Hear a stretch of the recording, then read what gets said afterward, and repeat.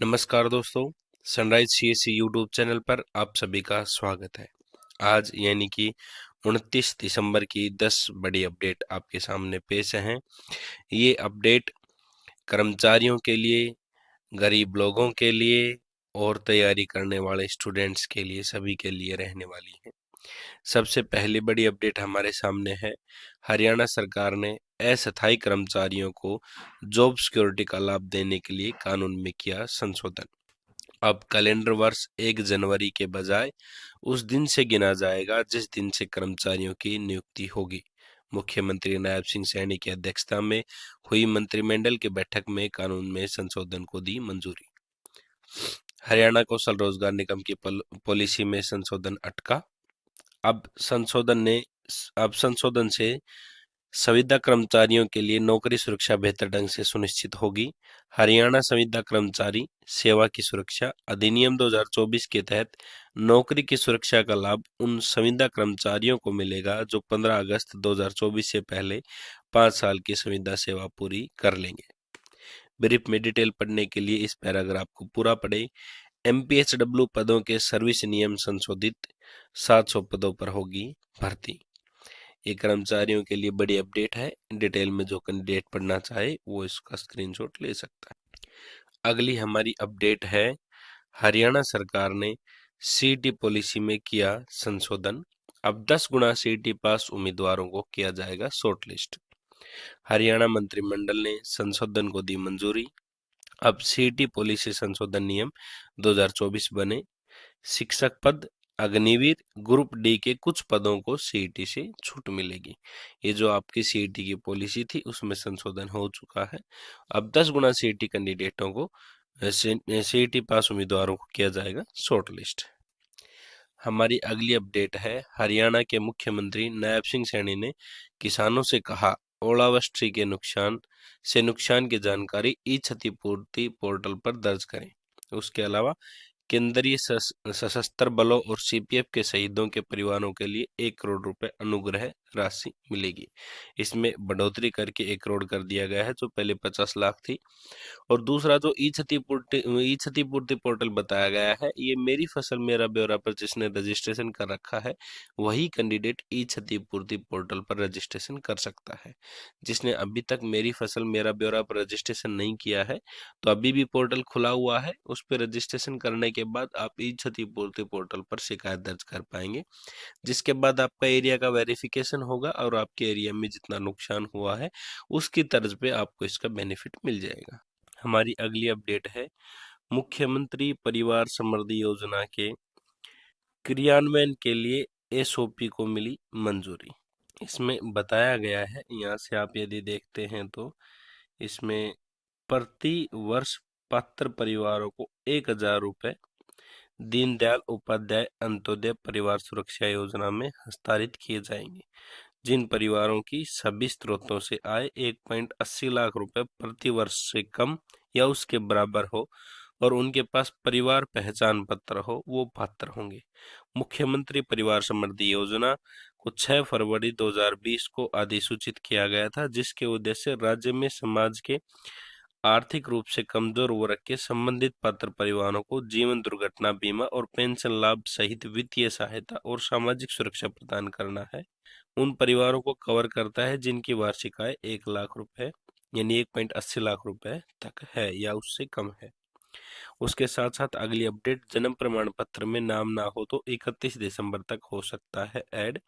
ये उन कैंडिडेट्स के लिए है जिनका 15 साल से पहले का जन्म प्रमाण पत्र है। 15 साल से बाद का जन्म प्रमाण पत्र यानी कि हाल ही की सालों में जन्म प्रमाण पत्र है, वो कभी भी नाम दर्ज करवा सकते हैं, लेकिन जिनका पुराना जन्म प्रमाण पत्र है वो अपना नाम दर्ज 31 दिसंबर तक करवा सकते हैं। उसके बाद नाम दर्ज करवाने में आपको जो ज़्यादा डॉक्यूमेंट्री की जरूरत पड़ेगी। अगला अपडेट है, हरियाणा सरकार के बड़े फैसले, तहसीलों उप तहसीलों में गांव शामिल होंगे। मंत्रिमंडल की कब कमेटी में हुआ फैसला, लोगों की मांग अनुरूप हो रहा है विचार, ये है मानदंड। पवार ने कहा, कैबिनेट मंत्री कृष्णलाल पवार ने बताया कि नए जिले के मामले में यह मानदंड 125 से 200 गांव, 1 या 2 उपमंडल, 1 से 3 तहसील या उप तहसील, 4 लाख या इससे अधिक की जनसंख्या 80,000 हेक्टेयर या इससे अधिक क्षेत्रफल तथा किसी अन्य जिला मुख्यालय से दूरी 25 से 40 किलोमीटर होनी चाहिए। श्री पवार ने बताया कि कमेटी के पास गोहाना, हांसी, असंध, सफेदो, डबवाली को नया जिला बनाने के भी प्रस्ताव आए हैं। बैठक में राजस्व एवं आपदा प्रबंधन विभाग के अतिरिक्त मुख्य सचिव व वित्तायुक्त राजस्व अनुराग रस्तोगी के अलावा अन्य सभी संबंधित अधिकारी शामिल हुए हैं। हमारी अगली अपडेट है, कोविड के नंबरों से हरियाणा तेलंगाना के 1922 को मिली नौकरी, मध्य प्रदेश के 1746 चुने गए। इसमें बताया गया है जो हमारी जीडीएस ग्रामीण डाक सेवा, जो जीडीएस की जो पोस्ट निकलती है वो आपकी 10th बेस की परसेंटेज के आधार पर होती हैं। उसमें कोई आपका टेस्ट नहीं होता है, कोई आपका इंटरव्यू नहीं होता है। जो डायरेक्ट आपकी मेरिट बनती है वो मेरिट आपके 10th के आधार पर बनती है। और कोविड के टाइम पे 10th में परसेंटेज ज़्यादा हरियाणा स्टेट में और तेलंगाना स्टेट में, दो स्टेट में ज़्यादा दी गई थी। इस वजह से बताया गया है कि मध्य प्रदेश में जब जीडीएस की वैकेंसी निकली थी उसमें उसमें बताया गया मई 2023 से जुलाई 2024 के बीच 8,000 पदों पर भर्तियां निकली। जुलाई 2024 से 4,011 पदों पर भर्ती जारी है। इनमें से हरियाणा तेलंगाना के 1922 युवा चुने गए हैं, जबकि मध्य प्रदेश से 1740 उम्मीदवार चुने गए हैं। इसमें ये सारा खेल है आपके 10th की मार्कशीट का। अब सरकार इन बिंदुओं पर विचार कर रही है। नॉर्मलाइजेशन से इस विसंगति को ठीक किया जा सकता है। जिस तरह एक से अधिक पालियों में आयोजित होने वाली परीक्षा में अंकों के लिए नॉर्मलाइजेशन किया जाता है, वैसे नॉर्मलाइजेशन जीडीएस भर्ती के अंकों की मेरिट बनाने में भी किया जा सकता है। इससे जिन राज्यों ने 100% अंक दिए हैं उनके अंक दूसरे राज्यों के अंकों से अनुपात में आ जाएंगे। जीडीएस की लिखित परीक्षा करवाने के सुझाव भी मिले हैं। कोविड को छोड़ तेलंगाना हरियाणा में कभी 100% नंबर नहीं, यानी कि कोविड को छोड़े तो तेलंगाना हरियाणा में 100% नंबर कभी नहीं आए हैं। 2 साल बाद गृह राज्य में ट्रांसफर, इसलिए आवेदन यानी कि जो उनका ट्रांसफर है वो 2 साल बाद उनके राज्य में हो जाता है। मुरैना में हरियाणा के 117 तो मध्य प्रदेश के 3 अभ्यर्थी चुने गए।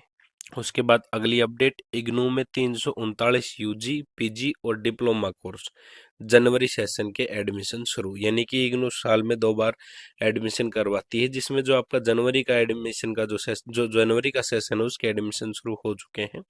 आवेदन आप ऑफिशियल वेबसाइट पे कर सकते हैं। उसके अलावा CUET की खबर है, एनसीईआरटी करेगी राह आसान, हर सब्जेक्ट से 50 होंगे वैकल्पिक सवाल। जनरल टेस्ट अब जनरल एप्टीट्यूड टेस्ट में रीडिजाइन होगा, 5 विषय का कर सकते हैं चयन। यूजीसी यूजीपीजी डिग्री हासिल करके न्यूनतम नियमों का ड्राफ्ट। उसके अलावा सीए फाउंडेशन जनवरी का एडमिट कार्ड जारी, CSIR 30 तक करें आवेदन। उसके अलावा अगली नारनौल की खबर है, अस्पताल के बिजली कंट्रोल कक्ष में आग, मरीज नई बिल्डिंग में किए शिफ्ट, बिजली का सामान जला, धुएं से गायनी वार्ड में अफरा तफरी, शॉर्ट सर्किट बताई जा रही है वजह, बिजली बाधित नहीं हो सकी सैंपलों की जांच। उसके अलावा हरियाणा में बिना मान्यता चल रहे निजी स्कूलों को बंद करवाना भूली सरकार, धड़ल्ले से चल रहे हैं 4500 से अधिक स्कूल। हाईकोर्ट में शपथ पत्र के बावजूद निजी स्कूलों पर नहीं हुई कार्रवाई, आज भी धड़ल्ले से चल रहे बिना मान्यता प्राप्त स्कूल सरकार के नियमों की कर रहे अनदेखी। जब आरटीआई में सामने आए बाकी कार्रवाई का सच, एक भी स्कूल नहीं किया गया बंद। ये किसी कैंडिडेट ने आरटीआई लगाई जिसमें उस चीज का ब्यौरा मिला उसको।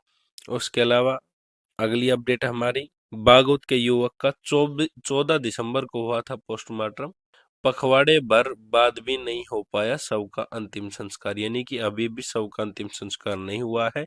मुद्दा ये है कि इसके परिजन FIR रिपोर्ट कराना चाहते हैं, जबकि जो पुलिस अधीक्षक हैं उनका कहना है कि जब तक इनके खिलाफ कोई सबूत नहीं है हम FIR नहीं कर सकते हैं। और व्यक्ति के पिता ने शव लेने से इनकार कर दिया, जिससे अब तक इनका अंतिम संस्कार नहीं हो पाया है। 14 दिसंबर को इनका पोस्टमार्टम हुआ था। उसके अलावा अगली अपडेट है, 10 माह से जीवित होने के प्रमाण लेकर भटक रहे बुजुर्ग, बैंक की गलती और विभाग की अनदेखी कर रही परेशानी। इसमें क्या हुआ था कि 150 से अधिक बुजुर्गों की गलती से बैंक के किसी अधिकारी ने उनकी मृत्यु दर्शा दी थी, जिससे उनका जो बुढ़ापा पेंशन या फिर विधवा पेंशन या विकलांग पेंशन, तीनों पेंशन इसमें शामिल है, उनकी वो पेंशन रुक गई थी। पिछले 10 माह से वो अपने खुद का जीवित होने का प्रमाण लेकर घूम रहे हैं, लेकिन अभी तक उनका सोल्यूशन नहीं हुआ है। 10 माह से ग्रामीण परेशान है। हमारी अंतिम अपडेट है, राजकीय सम्मान के साथ पूर्व पीएम डॉक्टर सिंह का निगम बोध घाट पर अंतिम संस्कार। पंचतत्व में विलीन हो गए आर्थिक पुनर्जागरण के महानायक, देश के नम आंखों से दी अंतिम विदाई। फिलहाल आज के लिए इतना ही। धन्यवाद दोस्तों।